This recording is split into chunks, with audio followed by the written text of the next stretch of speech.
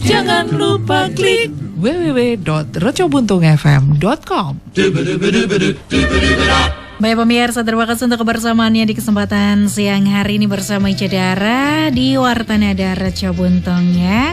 Semoga lagu-lagu yang sudah Ica berikan dapat menambah semangat pemirsa, dan yang lagi sakit pemirsa, baik sakit fisik maupun sakit hati, semoga lekas pulih gitu ya, bisa diberikan kekuatan juga oleh Tuhan Yang Maha Kuasa. Selain ini pemirsa dapat simak pembacaan buku dalam bahasa Jawa yang berjudul Tijak Guyon Memeti untuk edisi hari Jumat 14 Maret 2025. Akhir kata bersama Reco Buntung, mari kita perkuat persaudaraan untuk meraih berkah Ramadan. Saya Ica Dara, wassalamualaikum warahmatullahi wabarakatuh. Permisi.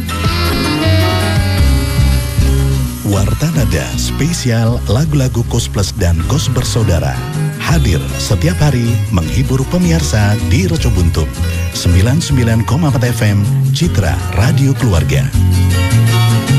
Salam Jiwa Nusantara.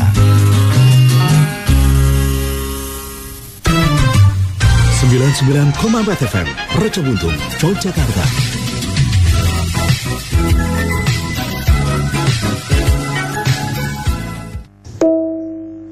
Sejarah Kampung Jogja.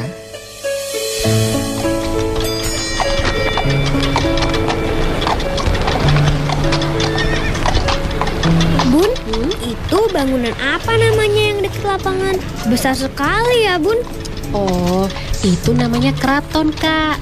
Kalau lapangannya namanya Alun-Alun Utara, karena memang ada alun-alun selatan. Kita mau kemana sih, Bun? Kok lewat alun-alun utara? Nah, sekarang kita mau ke kampung Rotowijayan. Tahu nggak, Kak, sejarahnya kampung ini? Jadi, kampung Rotowijayan dulunya adalah tempat tinggal abdi dalam sais dan juga ahli membuat kereta keraton. Kampung ini terletak di sebelah barat keraton dan menjadi destinasi wisata karena ada Museum Kereta Keraton Yogyakarta di sana. Oh gitu, sekarang aku jadi paham, Bun.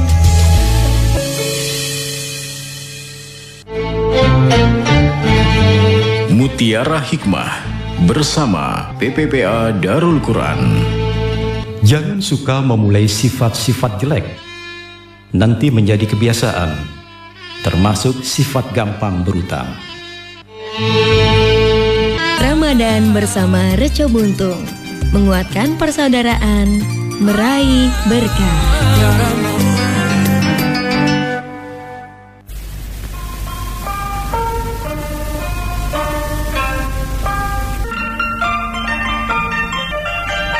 Nuwun pamirsa ngaturaken pambagya wilujeng sugeng pepanggihan malih wonten ing atur lalangen waosan buku basa Jawi ingkang dipun produksi RB ing Ngayogyakarta.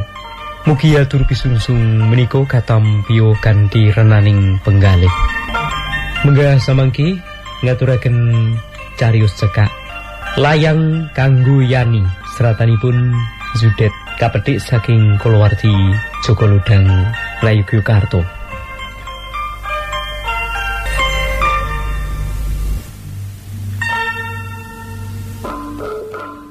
Sore iki sepi Yani, sepi kaya atiku wektu iki.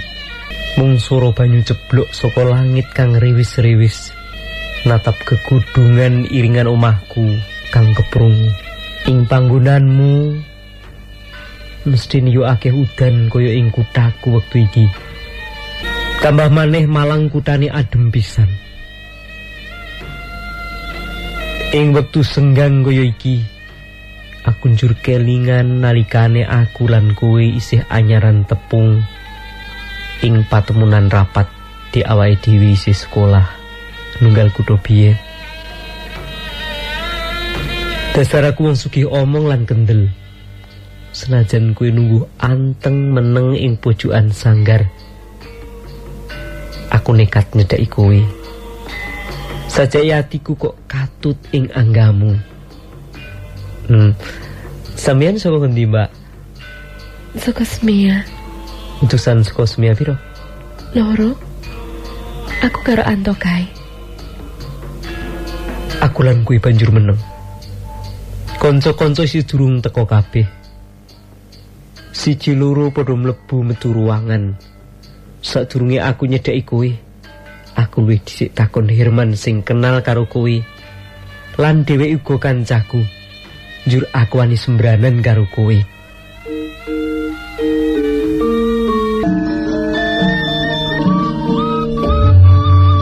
Sampeyan asmane WT Handayani ta? Sopo sing kondo? Aku ngene kok. Tak wangsuli ngono, kuwi mau mesem.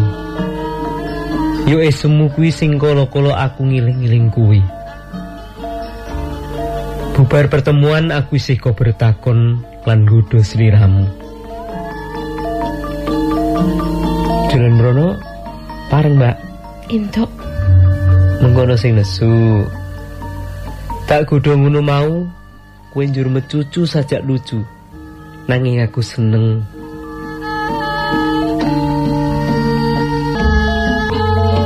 Dino-dino sabanjure, saben budal sekolah, aku mesti papagan karo kowe.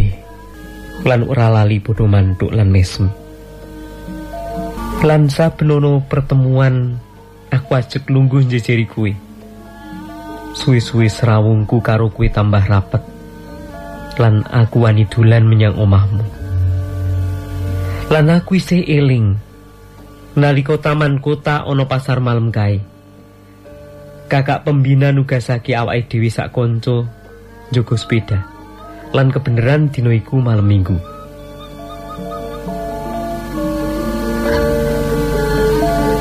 Nalika iku aku ninggalake lungguhku sak perlu golek cemilan sing kena ngutombo ngantuk. Bali maneh aku nggawa kacang goreng 4 bungkus. Sing 3 bungkus tak wenehake kanca-kanca. Lan sing sebungkus tak selehake ana pangkon. Banjur kok angkat lan kok buka. Tanpa kok perintah aku njur jupuk kacang saka contong mau.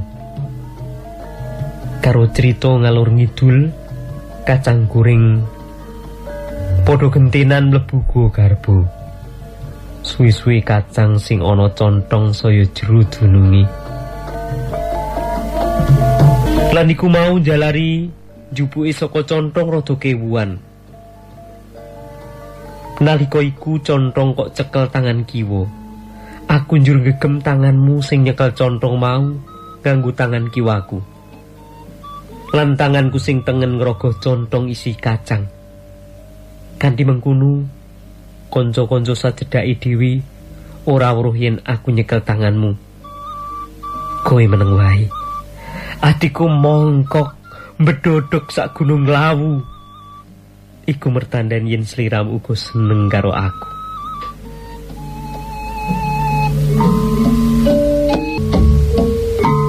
Jam 11 bengi pasar malam bubaran. Wong sing padha nonton padha bali suwang-suwang. Kanca-kanca mboko siji ninggalake tugasi sing pancen wis rampung mau.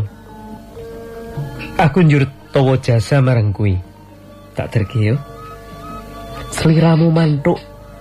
Atiku sorak hore. Sidane sliramu bonceng ana sepedaku. Senajan tambah abot, nanging ora tak rasa. Dalan munggah tak anggap mudun. Dalan mudun tak anggap ngimpi. Rem sepedaku tak gawe dolanan. Jalari awakmu mepet awakku. Nikmat. Lan lempengku kok jiwit. Jalaran aku nakal. Nanging ora loro. Malah nikmat.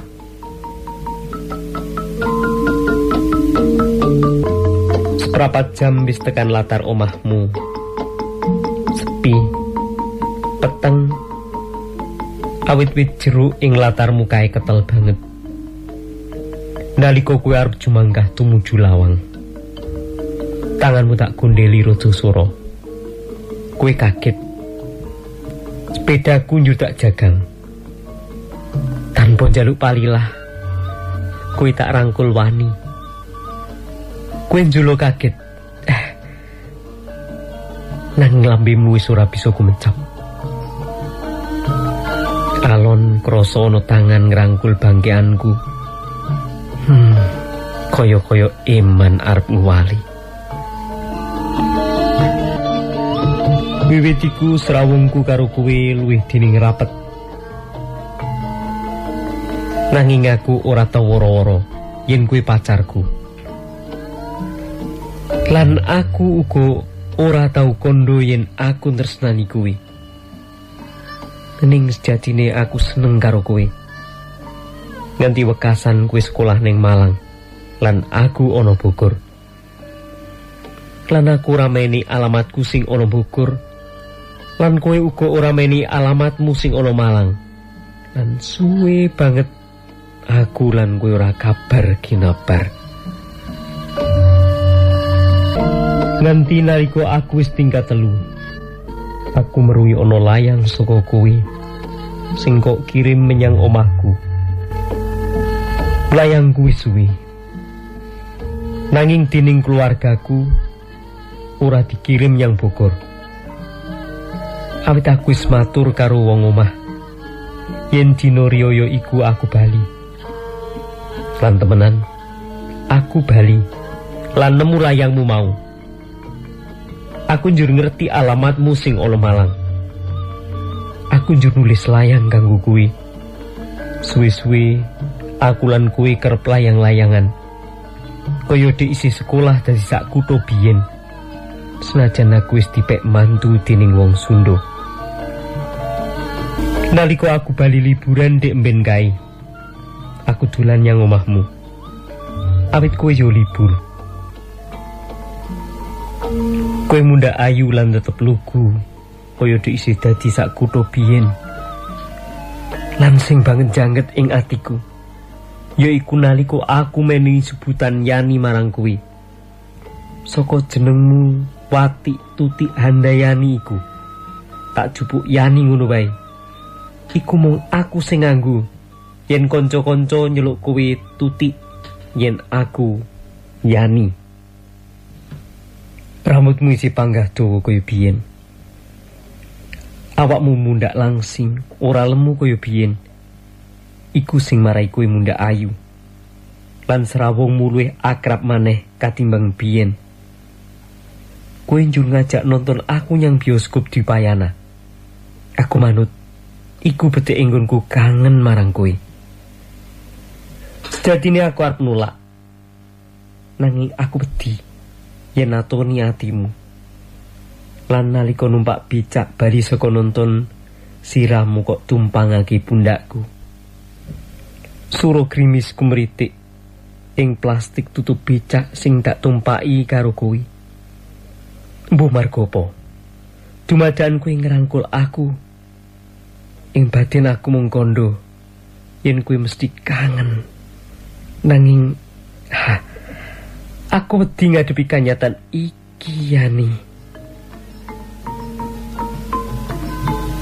Sejatine aku arep kondo marang kowe. Sopo aku saiki ni?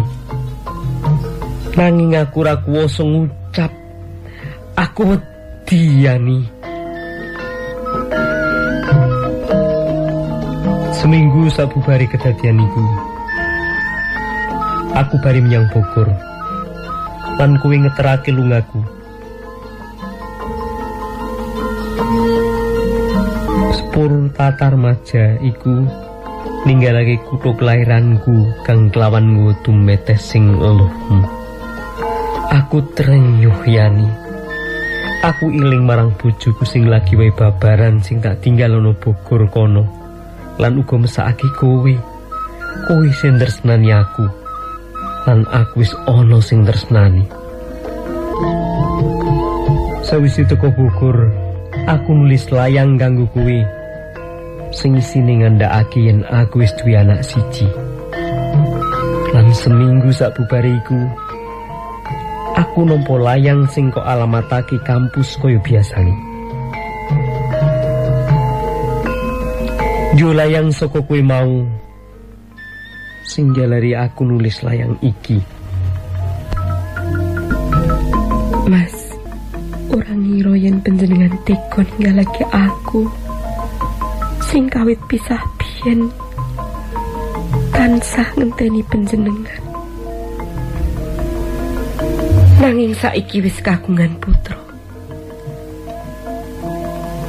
Nalika nampa layang panjenengan dek emben, kaya sinamber gelap rasane. Upama aku duwe lara jantung tak kira aku wis kari aran. Ya, muga-muga wae aku isih betah urip.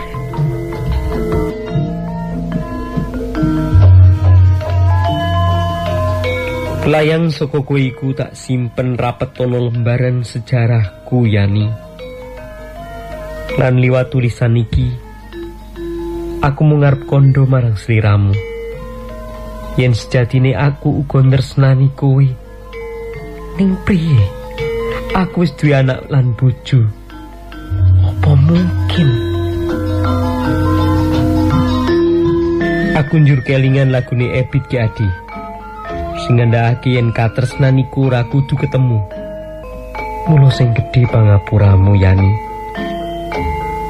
Aku rela nampa pidana apa wae saka sliramu. Lan aku bisa ngrasakake sepira mungguh priying atimu lan remuk ancuring pangarep-arepmu. Muga-muga wae kowe oleh ganti sing luwih sembarangi katimbang aku. Ing batin aku njurung dorasa. Upama aku sugih, aku mesti ora gelem dipek mantu dening wong Sunda sing tak pondoki.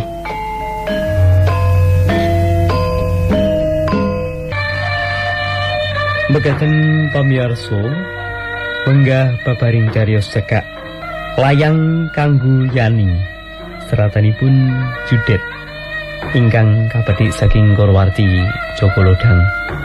Kita pepisan lan pepanggihan malih wonten ing cariyos sanesipun.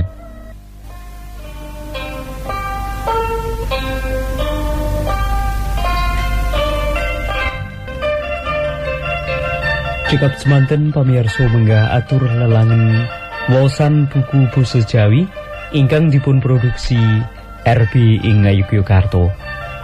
Ing wasana matur nuwun awit kawigatosan panjenengan sami. Mugi rahayu ingkang tansah piranggih. Nun.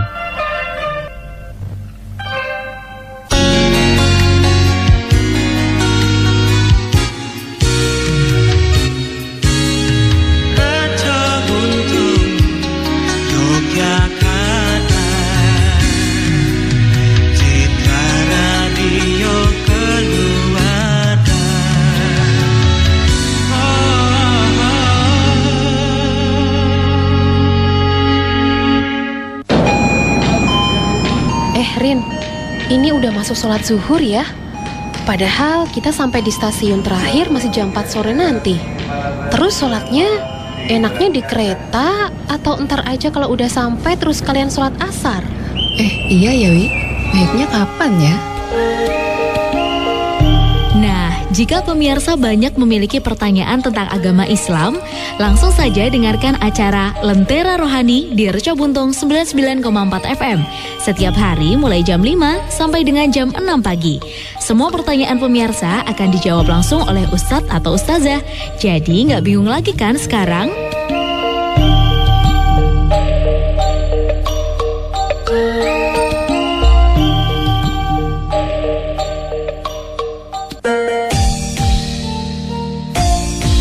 Aduh, badanku sakit, aduh.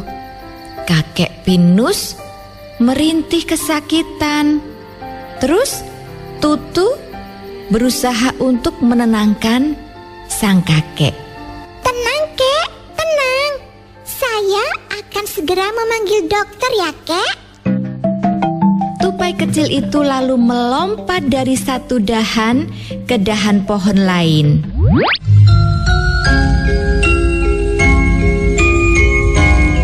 Alhamdulillah. Oke, semua sehat ya?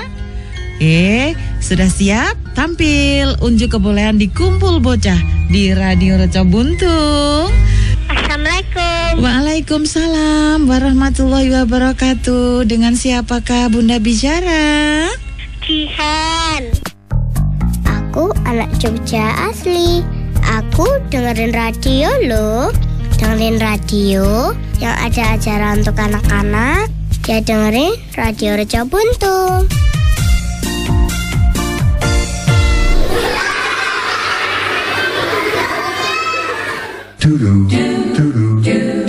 Jangan lupa klik www.recobuntung.fm.com.